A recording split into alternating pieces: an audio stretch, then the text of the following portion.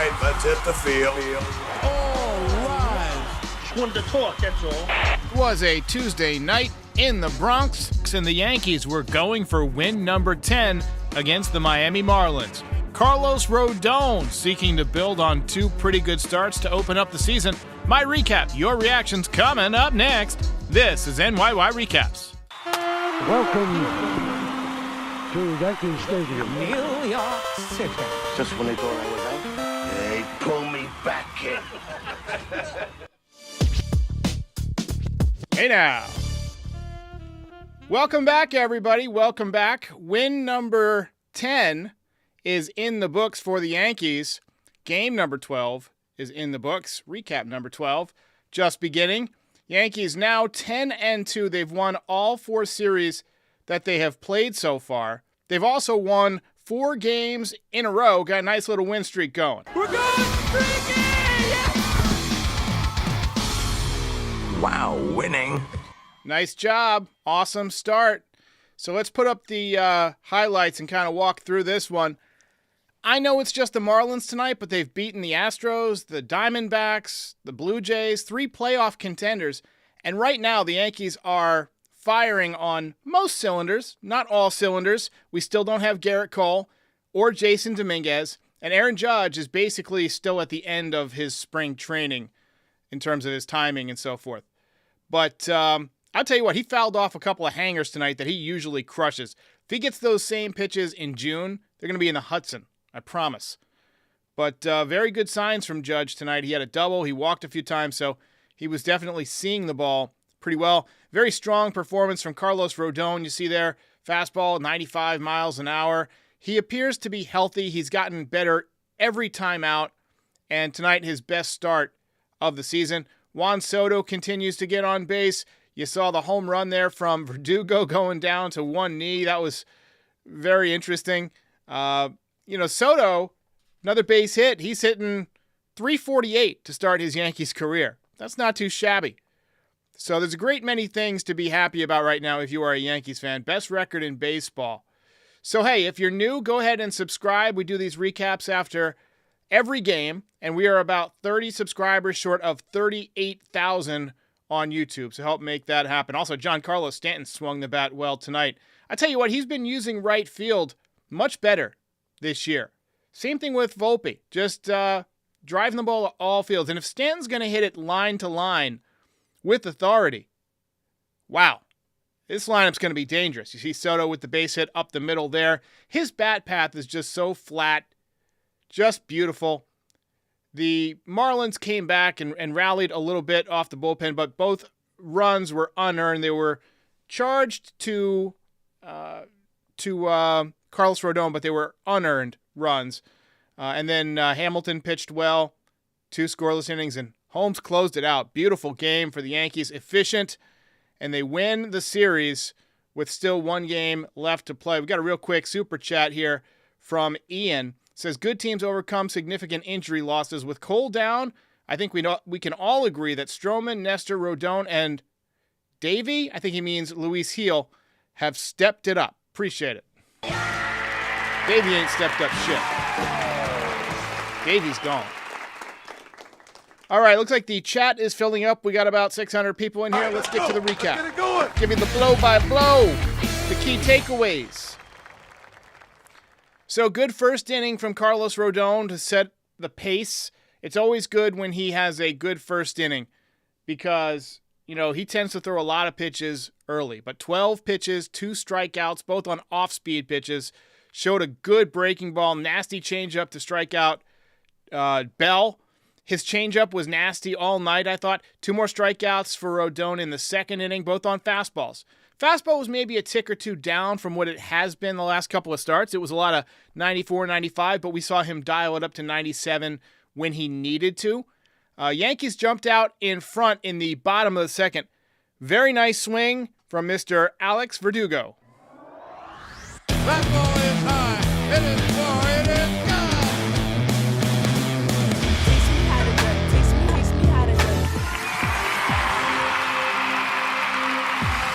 Goes down to a knee. Second home run of the year. I got to change the date on our broadcast. I think I've got it listed as 4/8. I don't even know what day it is anymore, ladies and gentlemen, but Alex Verdugo does. Beautiful swing there. Last time I can recall a Yankee going down to one knee on a home run was Starlin Castro. But that's always fun to watch. I mean, it's just such a unique thing because, guys hit with their lower half. So when somebody pretty much, drops all the way down to get under the ball to the point where they can't even hold themselves upright, that's a tricky swing. That is a tricky swing. So Stanton had a good night. Judge ripped an absolute laser beam of a double in the third inning, 108 miles an hour off the bat, but Stanton just missed a 2-run home run, was caught at the wall. Oh, there goes gravity. But he did still hit the ball hard a few times. Another close call in the bottom of the fourth. Volpe hitting one down the line that just missed the foul pole by about the width of a toothpick. Yanks got another run on a beautiful piece of hitting from Stanton in the fifth opposite field double. So very good signs. He looks more like the guy from 2021 than the guy from 2023, if we're being honest. Still has trouble with those right-handed pitchers that throw the nasty, tough Frisbee slider. Good news for Giancarlo, though, is most of those guys are going down with Tommy John surgery. Oh! Rodon had some bad luck in the seventh. Error on a ground ball by Anthony Rizzo. Really could have been a double play. But, this was his best start of the year so far. He's gotten better every time out. I was hoping for 7. I tweeted yesterday that the Yankees wanted 7 from Nestor and 7 from Rodon. They got 8 from Nestor and 6 from Rodon. So, same amount of innings. They saved the bullpen a little bit. But definitely his best start of the year. He gave us a really good 6 innings. He left with the bases loaded in the 7th. I'm pumped. I'm going to play the hype reel. Job well done. Swing and a miss. Momentum increasing, says Rick Diaz. 100%.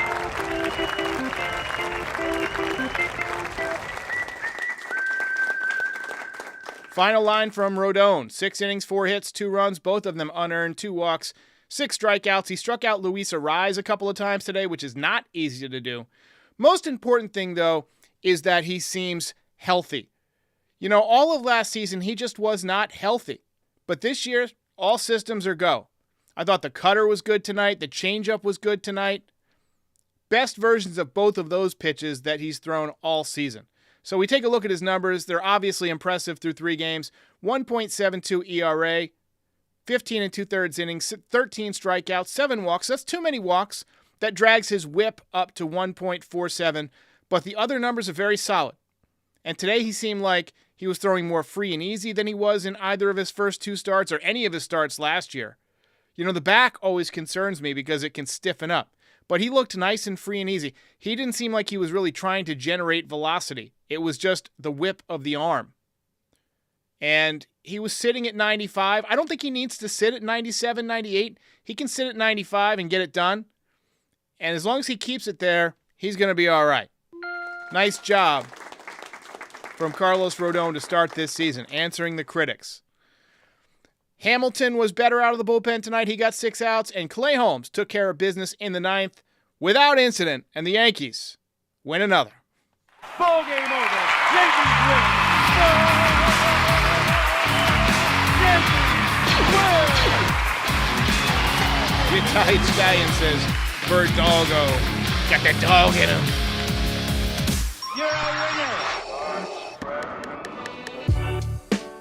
And then Funny Impala, already given up on Torres, says, they couldn't ship Torres out here fast enough for me. It's funny, whenever somebody has a tough game, fans are going to beat up on him. Torres 0 for 5 tonight. He's wearing it. He's hitting 200 off to a slow start. I feel like Torres might be pressing a little bit. Let me know what you think in the comments. I think he's pressing a little bit. Could be a little bit of that thumb issue that he had from early this year, but I think he's just pressing. Contract year, he wants to get off to a good start, and now he's off to a slow start. And now he's pressing because he wants to make up for it. The only way to get it going is 1 at bat at a time. Focus on that at bat, and you'll turn it around. I'm confident that he's still going to have a big year. So, what do you guys think for the belt? I'm thinking Carlos Rodon.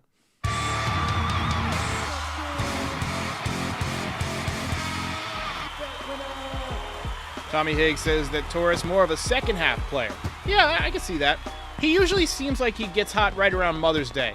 I feel like I've seen him hit home runs with pink bats late in the game each of the last couple of years, and that always seems to get him going. But, I mean, he's at the top of the order right now. He's really not a leadoff guy, in my opinion.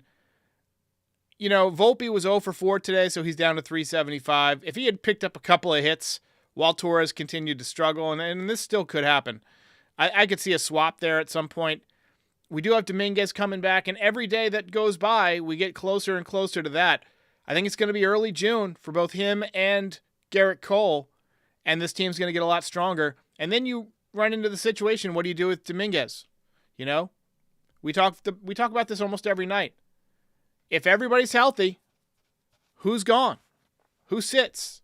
And it could change on any given day. They might not want to play Dominguez every single day to start. But you're not going to play Judge in center field all year.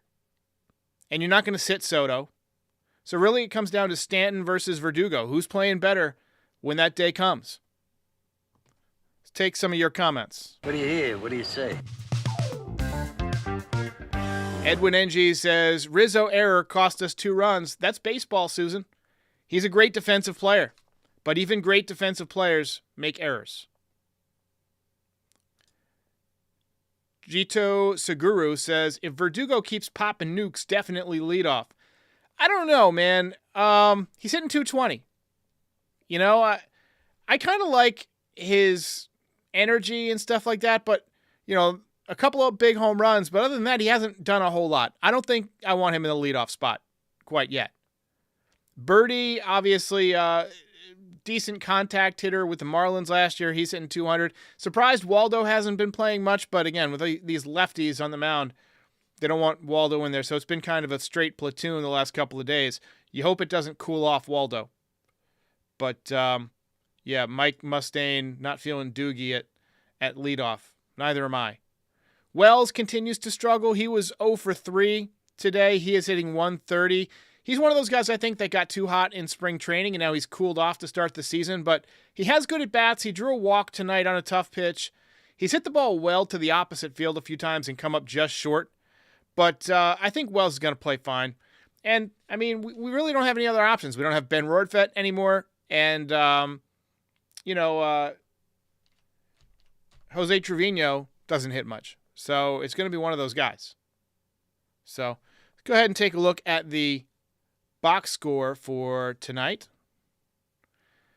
See that the Yankees picked up 7 hits. They out-hit the Marlins 7-4.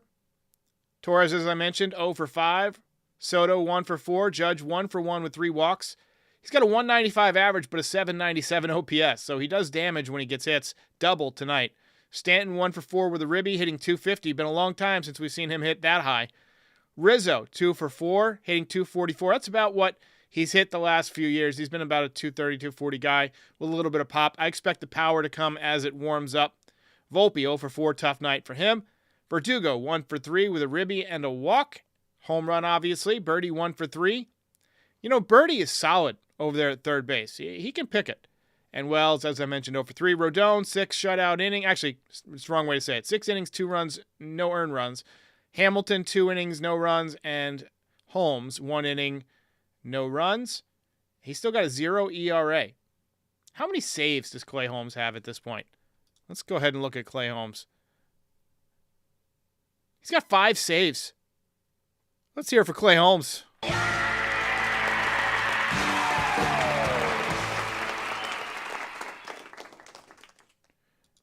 Gaming Kid Joe says, Ben Rortvedt is playing out of his mind right now in the Rays. If only he could do it in New York. I haven't looked up to see what he's doing. I honestly don't follow the Rays that much. Let me take a look. Ben Rortvedt. And he looks weird in a Tampa Bay Rays hat. He is hitting 375, no home runs, 4 RBIs, 974 OPS. So he is off to a good start. Good for him. You know, good for him. He's a good player. I like him. His issue was staying healthy. But I got nothing negative to say about Ben Rortvedt. Ziona Stunna says, Clay is getting it done. It's not always pretty, but he's getting it done. That's all we can ask. Getting it done. Nettie Rivera says, don't jinx. Jinxes are not a thing. Jinxes are not real. He must be the stupidest son of a bitch alive. How is what anybody says going to affect what happens on the field? I hate that whole no-hitter jinx thing too, because if you listen to a no-hitter on the radio, you know, the people who are listening can't see the box score, so the announcer is always saying it. No-hitter, no-hitter, no-hitter, no-hitter. You know, John Sterling will say it 100 times during a no-hitter. And how many no-hitters have we seen as Yankees fans? We had Domingo Germán last year. A couple of years ago, we had Corey Kluber. I mean, we've had a bunch. Mike says, Clay plunked Tim Anderson. Love to see it.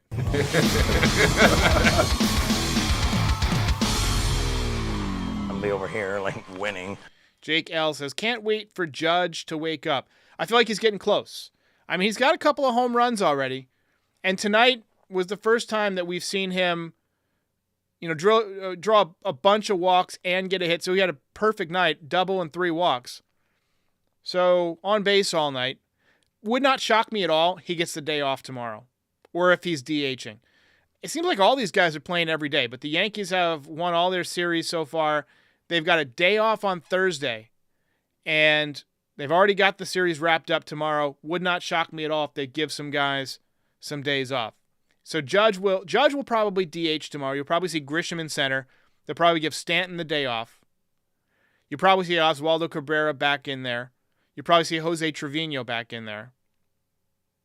Yeah, maybe not Trevino. They might stick with Wells tomorrow. Rizzo, I think, will be back in there. Soto plays every day. He'll be in there. Verdugo seems to play every day. So they'll have a lot of guys in there, but Stanton's going to be out, and Judge will DH. That's my prediction anyway. But what the hell do I know? Kenyon Tadlock says, Stroman for the sweep. We'll take it. I feel like Stroman's going to pitch well. Stroman has really impressed me. He's a guy that has a bit of a rough reputation because he's been so outspoken on social media, but he seems like he'd be a good teammate. He really does. He tries hard to win, and that's all you can ask out of your teammates. He's a professional. He's been around a long time.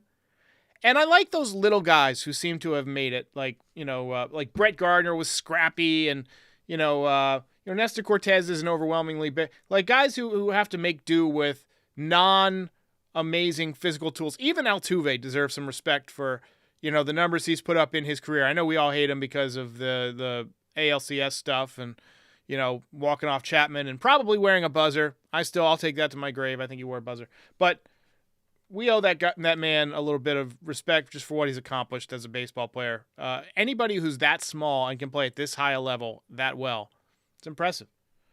And so, I'm rooting for guys who, like Stroman, overcome the odds. And Stroman, so far, he's exactly what we expected. Keeping the ball on the ground, pitching to soft contact. He's got a low ERA. Let me see what his ERA is. Let's go ahead and pull up Marcus Stroman real quick. Stroman has a 0 ERA.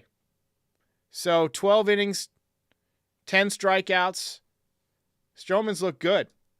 Let's see if we can put up some Stroman stats here on the screen. But, I've been very impressed with him. I think he's going to have a good game tomorrow. Let's see here. I don't know if I have my stats up to date. Oops, that's the wrong thing. That's the wrong thing.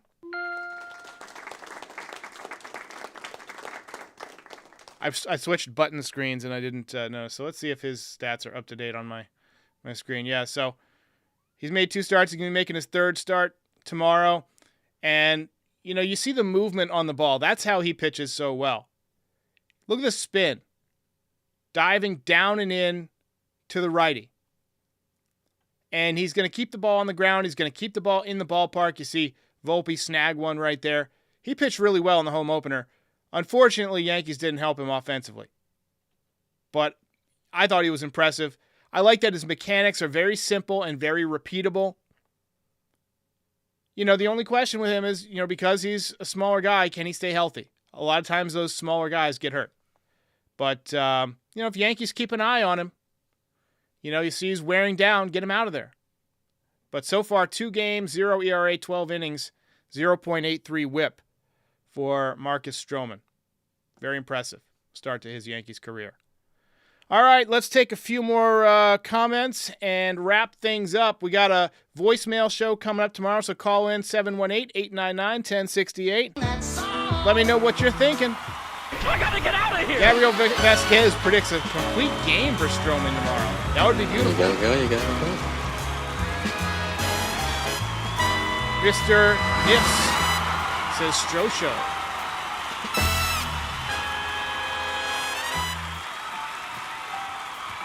Game over, man. Game over. Kenya says, what is Luis Gil's ERA? We've got that up here, too. Let's take a look. Hang on just a second. And I'll show you. I don't remember, but we can take a look. So his ERA is 3.